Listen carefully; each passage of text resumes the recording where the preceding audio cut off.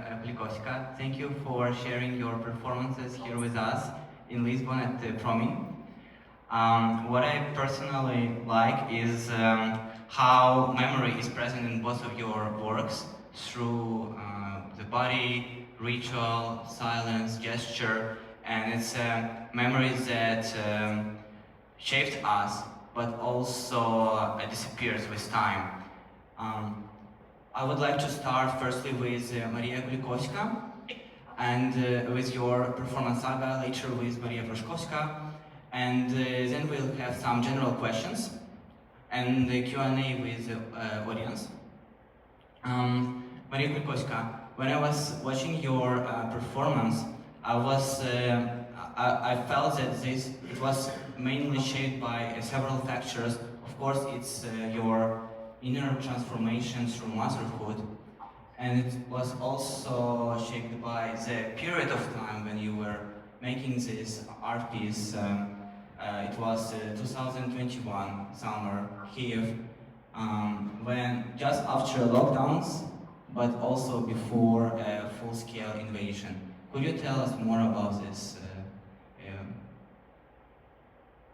If I will try to return to my memories about feelings, that time my pregnancy was kind of awful. I was constantly ill, and I was like almost the whole pregnancy I was at the hospital under drippings and different kind of injections, drugs, pills, whatever, to save my life and the child's life. So it was already anxiety there in our own bubble around my body, but at the same time I was the most happy person ever. Probably hormones somehow, but also like this secret of having life inside your body, being a kind of a shelter for growing something which is super vulnerable and fragile, and you kind of constant regularly caring about someone. And it was also this someone, it was an act of love with my partner. So it was on one side fantastic feelings and hope, but at the same time it was anxiety, and actually it was already in the air, in the media, more and more conversations about maybe possible full-scale war. And me, personally, I was so much afraid of this full-scale war all years before after 2014, after occupation of Crimea and the east part of Ukraine, Donbass. So I had like this pre-feelings before my pregnancy that it will something horrible happen, and then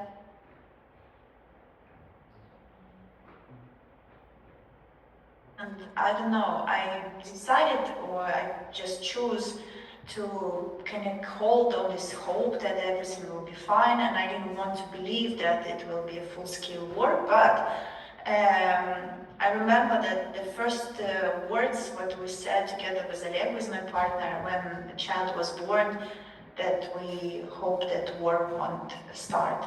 And during pregnancy, because my pregnancy was like super fragile, so I didn't prepare for the name of the child, but I all the time wanted to maybe to name her Saga, and it's a Scandinavian name, quite popular now, but at the same time it's like a legend, it's something, you know, mysterious, myth. So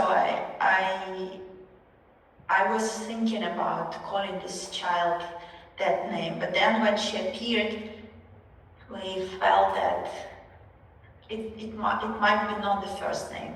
But when we invited Daria Biliak, actually a film director who did this film, who filmed us, she really loved this idea of the name Saga, And that's why later this year, when she finally finished cutting this film, and finally we finished with music, she decided to return to this name. And I think that it's already Saga, because it's already gone 4 years since we filmed, exactly 4 years since we filmed this video. And yeah, it's like a memory fold of something which is like a saga. The feeling like it happened with us or not. It's like a beautiful beautiful story which probably never happened to us. I don't know, it's like a dream now. Yes. Because also it's like like the layer of the having actually motherhood, because I was not a mom that time, I was pregnant, I was pre-mom, but like an act of being a mother kind of clashed and collapsed exactly when the war started, and I just became a mom. So and that's why like this life full of hopes, ideas, dreams, comfort, I don't know, whatever, it looked like a miracle now. Yes, I think the second scene, quite well depicts your experience as a pregnant woman, when it was a lot of struggles, but also beauty, right? Yeah. Yes, I also wanted to mention the scene with your husband, Oleh Vinnichenko, who is also very often a co-author of your works. When I was watching it, I was thinking about the Stoic mindset, about that every moment should be treated as the last one. When you were kissing each other, it was so tender and special, and the feeling was that it could be your last time you're kissing him, or he kisses you before a departure for a long time. Is it something that you wanted to show here? And it was because of this threat of full-scale invasion. We filmed this exactly when I was pregnant, so it was, as I mentioned, I was constantly, regularly sick, so I had only 1 day chance when I was like off from the hospital. So we had only a couple of hours to make everything happen. So this scene was also filmed like during that shot when I was pregnant. It's not something newly done. But yeah, my pregnancy was really kind of wibbly wobbly, so I didn't know if I will exist. But I was really optimistic, to be honest. I somehow like just didn't think about horrible things. But Oleg was all the time there with me, with us, and I have to say that we were together pregnant. He could not carry baby by his body, it's not possible yet, naturally, but mentally, you know, his presence was like so healing. It was like he was curing me even more than any medicine. And I remember when I had a cesarean section, I stopped breathing for some seconds. My oxygen level was really low, and doctors really was like shocked and didn't know what to do. So he didn't hear anything, but he felt that something going on wrong. So he broke any rules, and he just entered the room where I was on operation table, and he came closer to me, and I started to breathe. So this was like also a miracle, and he was the first one who took child on his hands. And then after this cesarean section, actually he was caring after me and after child together. Like it was like he was our guardian guard back to the life. And I think that when we had this moment in our like performance during the shooting process, it was him who saw that I'm tired of even filming, and he was there for me. Plus, I think that now, when we decided with Dasha to keep this chapter, it has now like a second layer or third layer of meanings that the war does not give almost any rights to a man to choose. Maybe man doesn't want to go to war, he doesn't want to be a defender, he doesn't want to be a guardian, he doesn't want to fight, he wants to be a papa, he wants to be at home with his family, with his child, but he must do this. It's like his kiss, last kiss maybe, you know. And also it's about it's about like these feelings that even if man is not at the war area or not in the battlefield, but anyways, it's like about being temporary. So yeah, it's something about kind of like love and beauty in this act, but behind that it's already struggle and pain and maybe death even. Thank you so much for sharing this with us. I would also personally add my reflections on your last scene when you were dancing. It's in a way joyful, but also unsettling. Maybe it's the feeling, I have this feeling right now in 2025.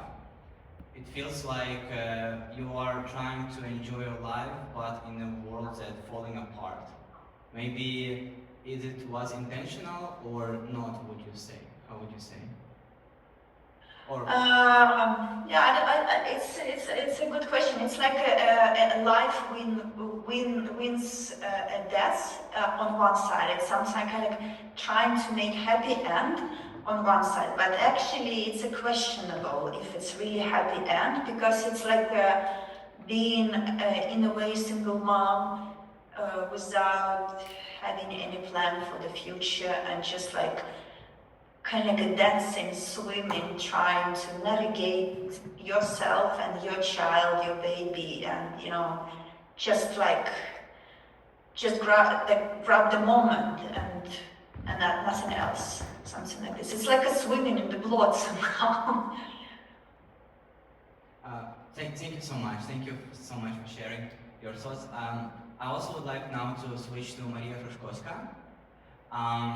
Could you please tell us the period and the moment in your life when you started thinking about creating this performance?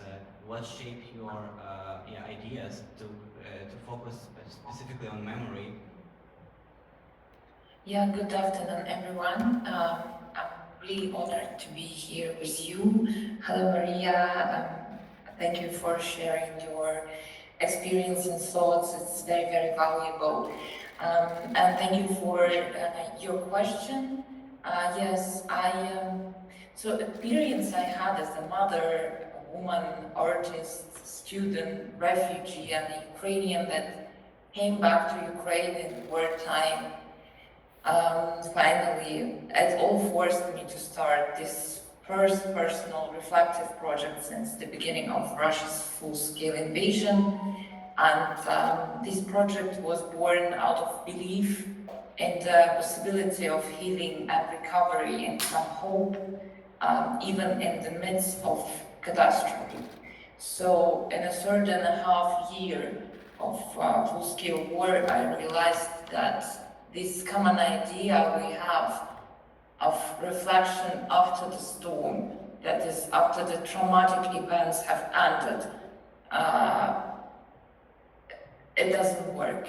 Waiting for the end of the war as for understanding the experience is not only a wrong thing, but also potentially harmful.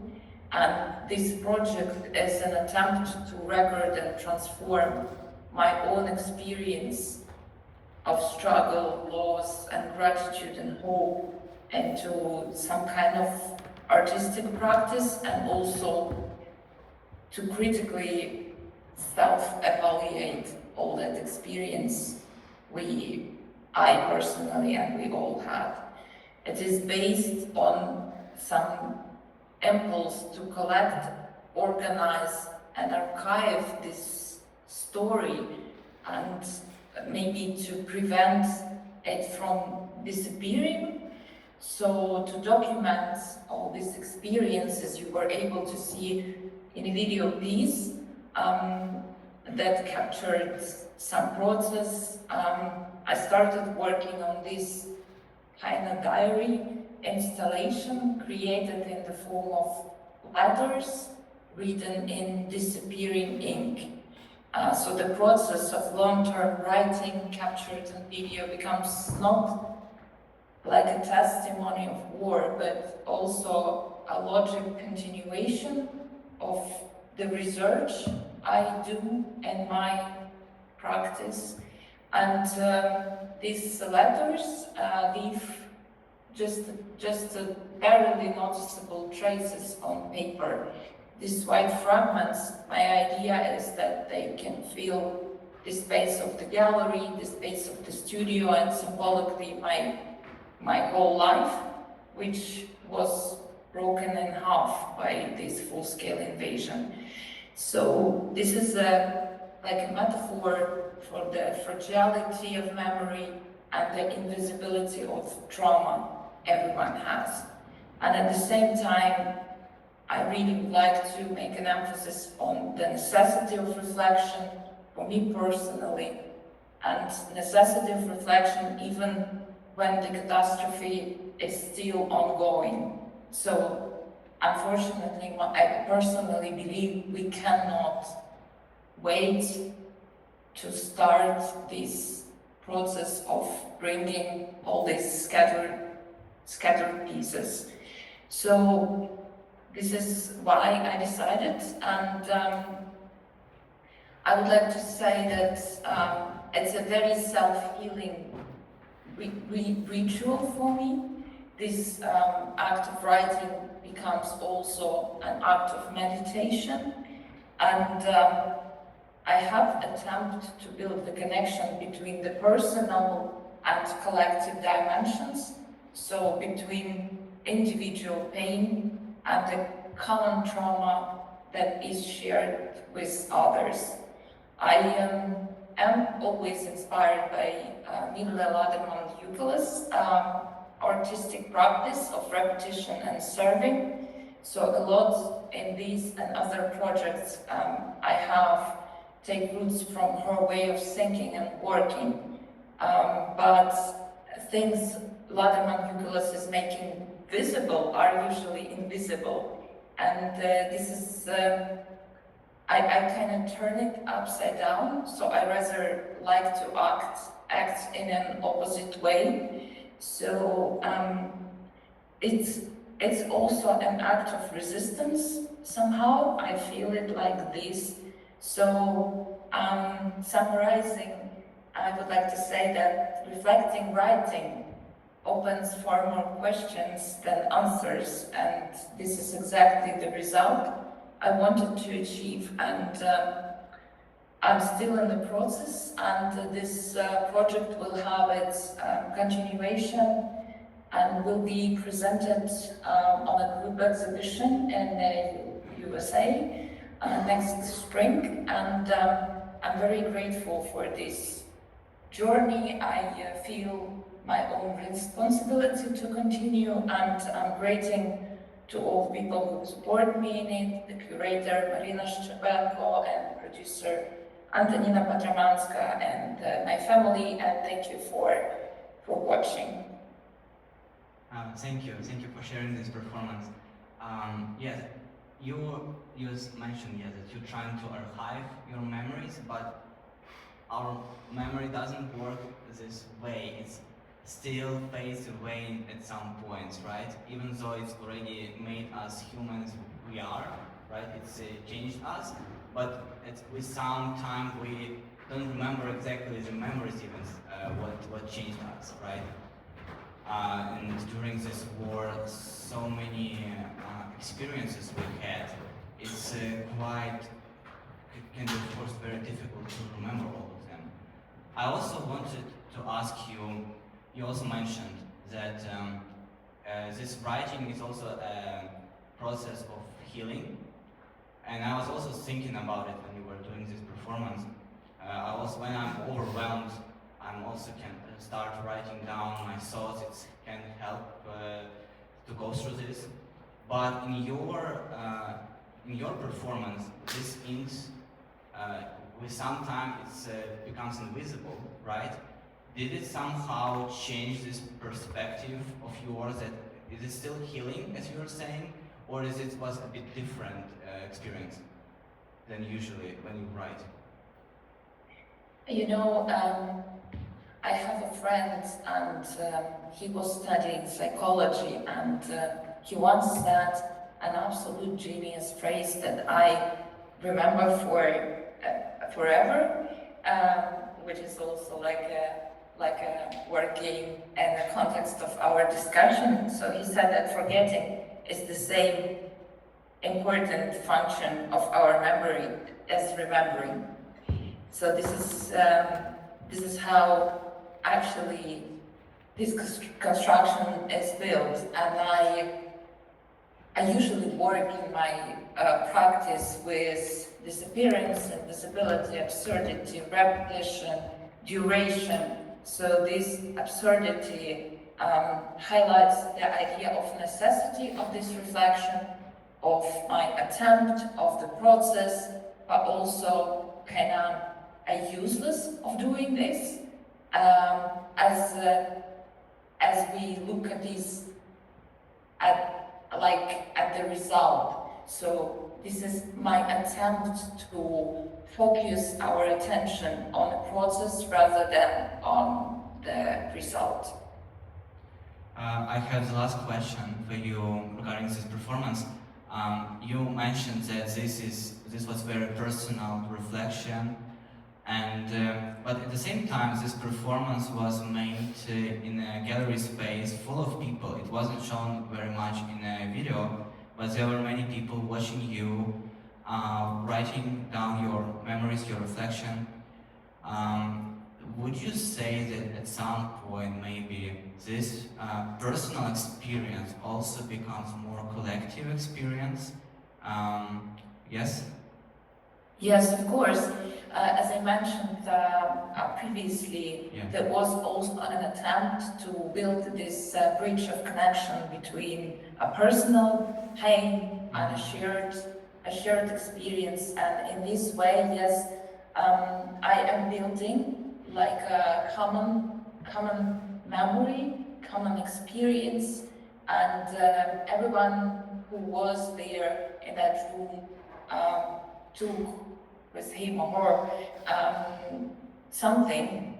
But also I would like to mention it was a challenge for me because I was never thinking of doing this performance publicly, and it was Marina's idea, and I know that people were announced that they are coming to see the performance, but actually they saw just a woman that was writing something on white sheets of paper, and then this writing just disappeared. So I think it was a very, very interesting experience for everyone who was there. Yeah, sometimes people from the audience could come to you and start trying to read the words before they disappear, right?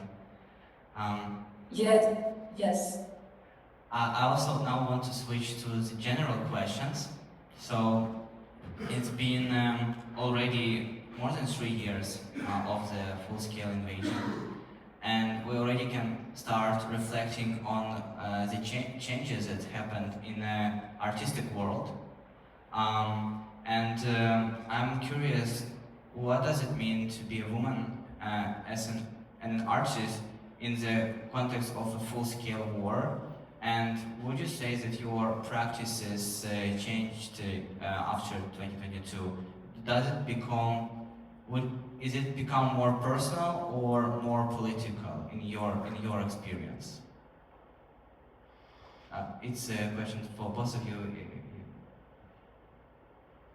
Feel comfortable to answer.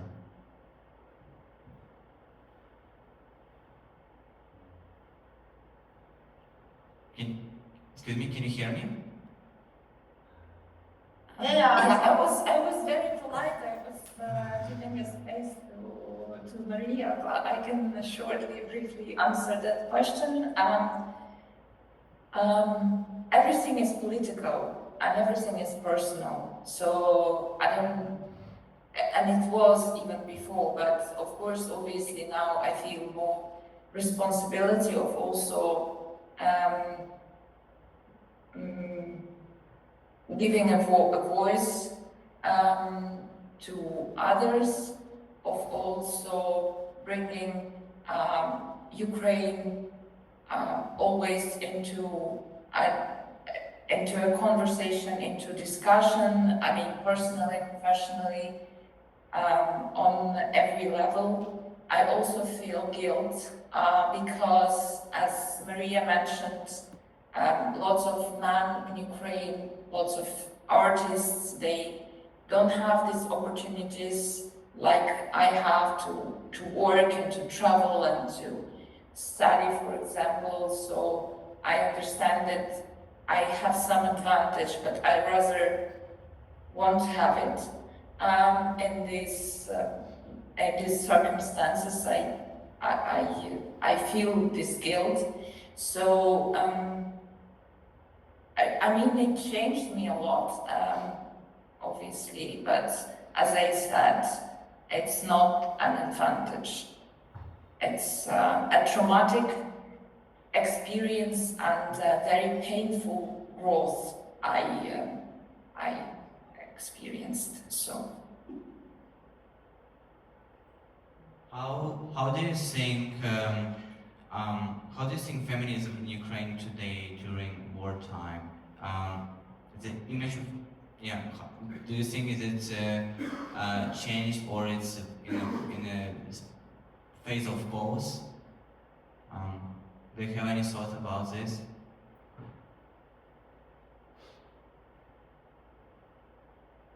You asking me if I can talk from myself. These two last questions, they were provoking, to be honest. Okay. Yeah, I can explain why.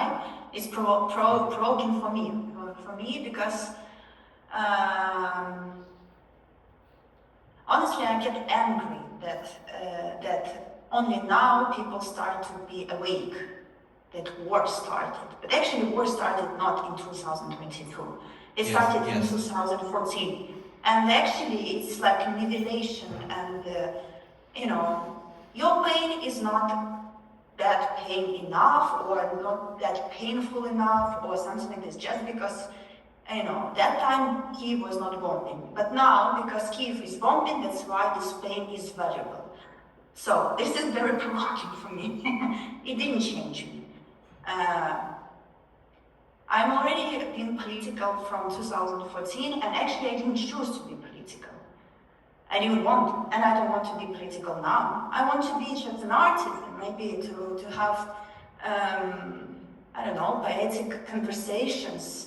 I want to have same maybe privilege as white Americans and European, who has rights to have depression, to have rights to have kind of problems with their love or like conversation about their memories and so on and so on. So I have all these also human things as a human being.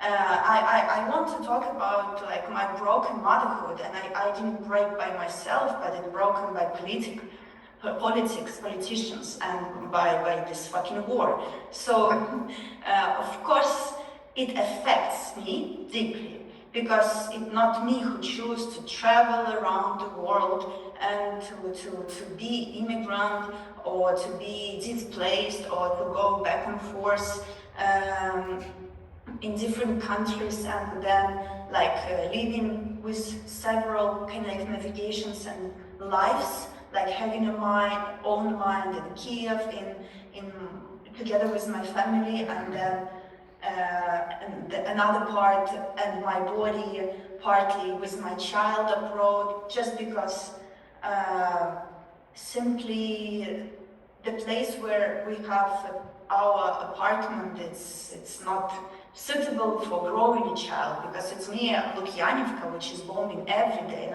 every 200, 300 meters around our house is like a big holes in different houses.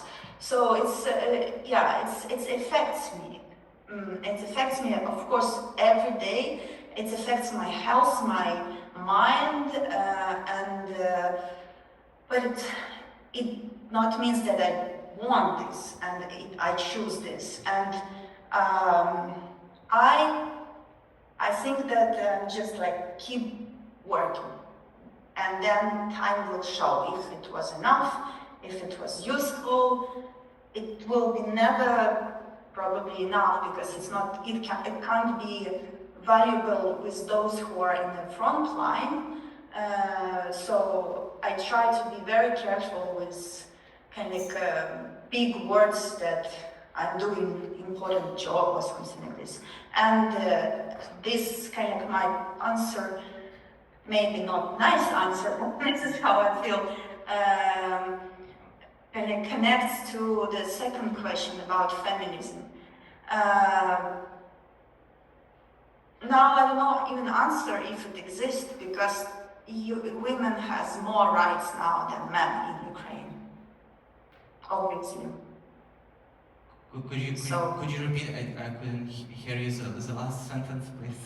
Yeah, I feel like women has much more rights than men nowadays in Ukraine, simply because we have rights to travel, we have rights to save our life, and we have rights not to be at the front line. At the same time, if it's not putting into our bodies all the time a question if I'm a problem here, because then you feel guilt, then you feel I'm a problem, because for my protection so many people dying, and maybe they don't want this. I don't know, it's so difficult question, but at the same time so many women are at the front line and by their own will, and they are doing enormous work, and so many women, and I mean all women, Ukrainian women working to survive their kids. And for example, I don't know if some woman who is forced displaced from the area which is completely destroyed by war now, and she has kids or one child, for example, and she needs to work in 2, 3, 4 jobs to be able to rent a small shitty place somewhere in Kyiv, and at the same time trying to protect her child during the nights, air raids. If it's about feminism or it's just about surviving, I do not answer. Yeah, I believe it's all about. I agree with everything you just said, and it looks like we all are forced to live through this without choosing it. To be strong, to go and fight, to be displaced, to go with children to the bomb shelter, to lose our beloved. It's all like you make some decisions in the midst of this storm, but there is no strategy because everything is changing like every single moment, and to answer the questions about feminism in Ukraine, it's like impossible, I believe. I'm thinking about all these women that are forced to take man's job, to be farmers, to run like a huge heavy harvest machines because there are no men to do this. Is it feminism? Or I mean, it's not a choice. It's like the circumstances that tell us to do something. Yeah, thank you so much for your answers, as truly can be a provocative question. And yes, I understand that we need to be careful with these responses, as quite often Ukrainians can be very much divided when it comes to this question and answers. But the main things that need to be discussed and mentioned is that we cannot be divided, and need to work, as you mentioned, Kulikovska, work together and overcome these challenges. I would like to also ask the maybe audience has any questions to our artists regarding their performances, or some other questions also.